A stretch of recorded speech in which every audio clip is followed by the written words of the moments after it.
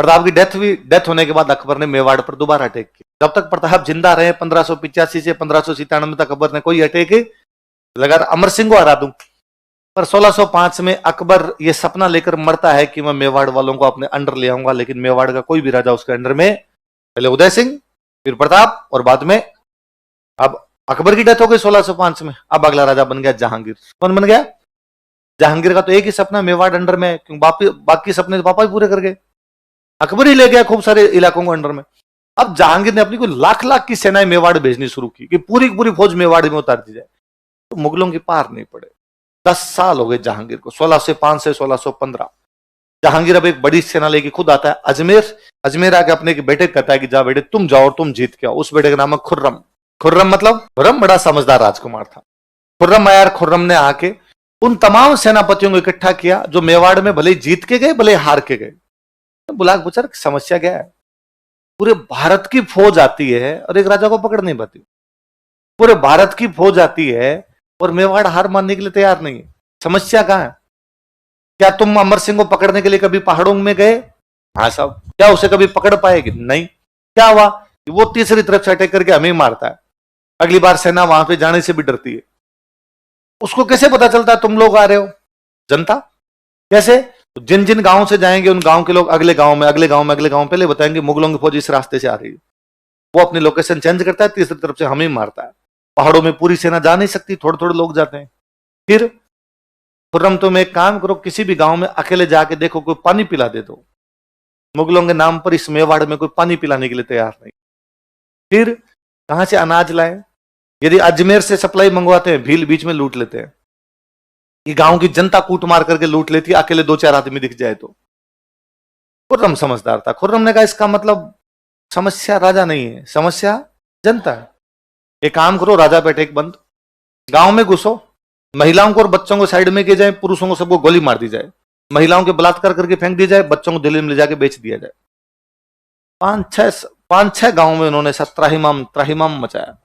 गांव की आग लगाई फसलों के पूरी के, पुरुषों को सबको बाहर निकाल के गोलियां मारी, महिलाओं के सबके बलात्कार किए गए, दिल्ली ले जाके उन महिलाओं को बेचा गया, छोटे छोटे बच्चों को बेचा गया। गांव वाले त्राहिमाम कर गए।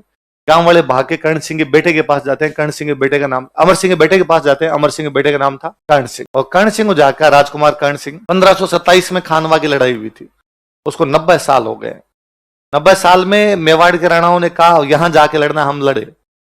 उदय सिंह जी ने कहा गिरवा की पहाड़ियां, हम गिरवा गए। उन्होंने कहा गोगुंदा, हम गोगुंदा गए। प्रताप ने कहा कि हम कुंभलगढ़, हम कुंभलगढ़ आए। प्रताप ने कहा अब हम चावंड जाएंगे, हम चावंड गए। प्रताप ने कहा कि हम उदयपुर जाएंगे, उदयपुर गए। उन्होंने कहा हम आवरगढ़ जाएंगे, आवरगढ़ गए। अब बाहर नहीं, महिलाओं बच्चों को उठा के लेके जा रहे हैं। राजा का पहला कर्तव्य जनता की रक्षा करना होता है। अब कर्ण सिंह कुछ करो।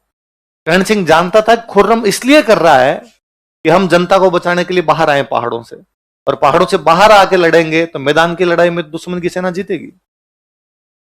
1 लाख की फौज के मुकाबला आपके मुट्ठी भर 7,500 सैनिक कभी नहीं कर पाएंगे। बोले कितने भी बहादुर हो जाओ, पर 7,000 रहेंगे, 1 लाख ही रहेंगे। कर्ण सिंह अपने पिताजी के पास जाता है। पिताजी कौन है?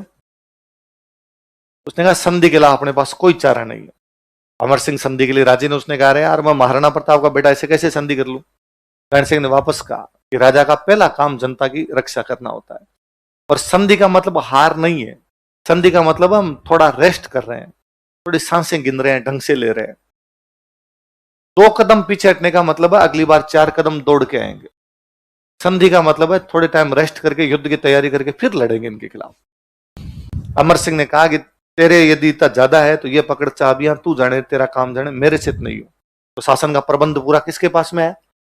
कर्ण सिंह ने अपने 2 बंदे भेजे खुर्रम से बातचीत के लिए। एक का नाम था शुभकर्ण। क्या नाम था? एक का नाम था हरिदास। बताओ कौन कौन? दोनों गए। इन्होंने जा खुर्रम को, खुर्रम हम मेवाड़ की तरफ से हैं, संधि के लिए तैयार है। खुर्रम ने कहा अरे बेटे 2 चाय लाओ भाई। हरिदास जी शुभकर्ण जी आए। हरिदास ने कहा कि खुर्रम पहले बात सुन ले, उसके बाद चाय वाय पी लेंगे। अरे की बात क्या सुनिए, संधि कर रहे हो तुम? यहाँ कर रहे हैं। तो फिर बस दोस्त अपने पियो चाय मंगवाओ भाई। अरे बात तो सुन, हम संधि के लिए तैयार है, पर संधि में तुम क्या करोगे? खुर्रम ने कहा सिंपल, जो राजा संधि करता है हमारे दरबार में आता है, हमारी तरफ से लड़ता है। तो ठीक है, तुम संधि कर रहे हो, तुम्हारा राजा हमारी तरफ से आगे लड़ाई कर लेगा, हम लड़ाई बंद कर देते हैं। हरिदास शुभकर्ण ने कहा यही तो है, हमारा राजा कभी भी तुमसे मिलने के लिए नहीं आएगा। क्या बात करते हो? तो फिर संधि कौन कर रहा है? तो राजा का बेटा कर रहा है। तो हमसे मिलने के लिए कौन आएगा? वही आएगा। खुर्रम ने कहा यार हमने तो पूरे भारत में संधि किया, राजा खुद को आना पड़ता है, तो यदि राजा तुम्हारा आएगा नहीं तो फिर तो संधि कोई मतलब ही नहीं निकला। अरदास उपकरण ने कहा अच्छा कैंसिल करता हूं, लड़ाई की तैयारी कर रहे हैं, तुम भी अपनी लड़ाई जा रहे हो। खुर्रम ने कहा बैठ जाओ प्लीज, यार लड़ाई की बात मत करो तुम। खुर्रम ने जहांगीर को मैसेज किया कि मेवाड़ वाले संधि के लिए तैयार है, पर यह करें हमारा राजा कभी भी तुमसे मिलने के लिए कभी भी तुम्हारे दरबार में नहीं आएगा। जहांगीर ने कहा तू साइन कर। पर पिताजी उसने कहा पर वर कुछ ही नहीं है, पूरा हिंदुस्तान हमने कब्जे में ले रखा है इस मेवाड़ को छोड़ के, मेरी दारू हराम है, शाम को 2 एक पैक लेता हूं, इतने में कोई आके कह देता है और मेवाड़ में कौन हार के आया? बेटे तू नहीं जानता, हालत खराब हो जाती है, तुम संधि कर लो। तो फाइनली मेवाड़ और मुगल के बीच में संधि हो जाती है। मेवाड़ का राजा कौन है उस समय? अमर सिंह। मुगलों का बादशाह कौन है? जहांगीर। अच्छा चित्तौड़ का अच्छा जब भी कोई राजा जाता मुगलों के दरबार में तो सेना लेके जाता, मुगलों की तरफ से लड़ना पड़ता है उसको। हम पढ़ते हैं आमेर वाला मान सिंह लड़ने के लिए तो सेना लेके तो आया लड़ने के लिए, यूं थोड़ी आएगा। तो कहा भाई मेवाड़ वाले भी जब मुगलों के पास जाएंगे तो अपनी सेना लेके जाएंगे। कितनी सेना लेके जाएंगे? तो कहा 1000 घुड़सवार। कितने? अच्छा चित्तौड़ का किला मुगलों के पास था, तो कहा चित्तौड़ का किला हम वापस दे देंगे मेवाड़ वालों को, लेकिन उसका पुनर्निर्माण नहीं करवा सकते। क्या नहीं करवा सकते? रिकंस्ट्रक्शन। रिकंस्ट्रक्शन का मतलब तुम लड़ाई की तैयारी कर रहे हो। अच्छा आपको याद हो, देखो मैंने बताया था कि जब लंबी लड़ाइयों के बाद में संधियां होती, शादी ब्याह कर लेते थे।